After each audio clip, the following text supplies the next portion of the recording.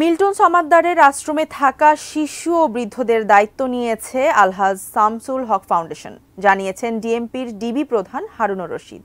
দুপুরে মিন্টু রোডের নিজ কার্যালয়ে ব্রিফিংয়ে সাংবাদিকদের তিনি আরও জানান, আশ্রমে থাকা সকলের খাওয়া দাওয়া সহ যাবতীয় খরচ এই ফাউন্ডেশন আপাতত বহন করবে এবং সেখানে সার্বক্ষণিক একজন চিকিৎসকও থাকবেন।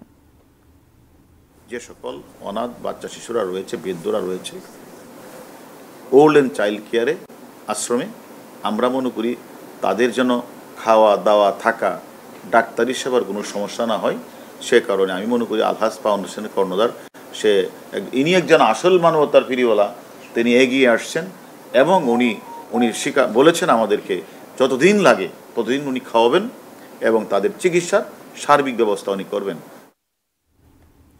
পুলিশের স্পেশাল ব্রাঞ্চের সদস্য পরিচয়ে পাসপোর্ট আবেদনকারীদের সঙ্গে প্রতারণা করে অর্থ হাতিয়ে নেওয়া চক্রের 9 সদস্যকে গ্রেপ্তার করেছে মহানগর গোয়েন্দা পুলিশ।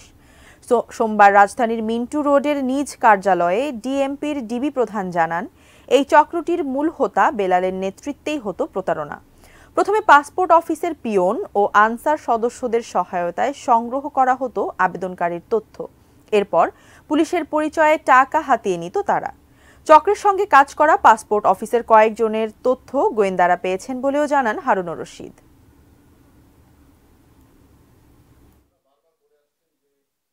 তারা যে বহুদিন যাবত তারা যে পাসপোর্ট অফিসের পিয়ন কর্মচারী এবং আনসার এদেরকে ব্যবহার করে এই গোপন তথ্যগুলি তারা নিচ্ছে, আর বেলাল এই গোপন তথ্যগুলি নিয়ে আবেদনকারীদেরকে তারা পুলিশের ছবি অ্যাপসে অ্যাড করে তারা এইগুলি দিয়ে মানুষকে বিভিন্নভাবে প্রতারিত করে আসছে।